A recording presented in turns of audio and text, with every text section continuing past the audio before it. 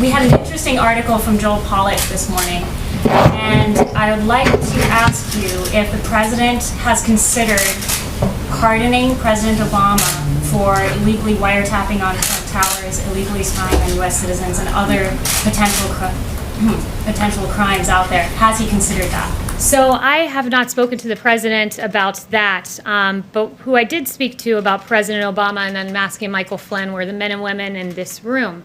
I haven't spoken to him on that specific point, have spoken to him about the matter generally, and I laid out a series of questions that any good journalist would want to answer about why people were unmasked, and all sorts of questions. And I just wanted to follow up with you guys on that. Did anyone take it upon themselves to pose any questions about Michael Flynn and unmasking the President Obama spokesperson?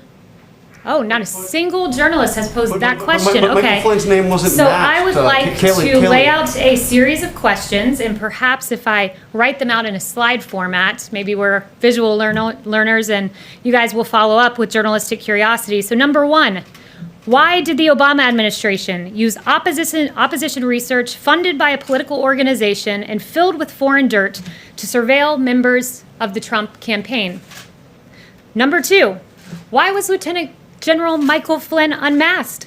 Not by the intel community entirely, but by Obama's chief of staff, by the former Vice President Joe Biden, by Susan Rice, by the Treasury Secretary. I mean, this is extraordinary. And, you know, if it were political appointees in the Trump administration, I can guarantee you I'd have questions in my inbox right now, but apparently Obama's spokesperson does not.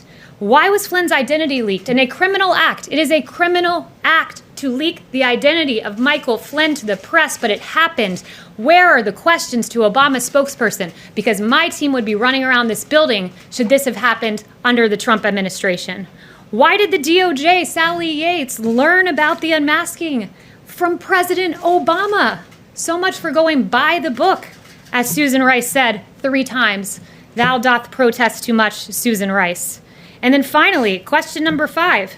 Why did James Clapper, John Brennan, Samantha Power, and Susan Rice privately admit under oath they had no evidence of collusion while saying the opposite publicly? It's a long weekend. You guys have 3 days to follow up on those questions, and I certainly hope the next time I ask, some hands go up, because Obama's spokesperson should be asked those questions, because President Trump's spokespeople certainly would be.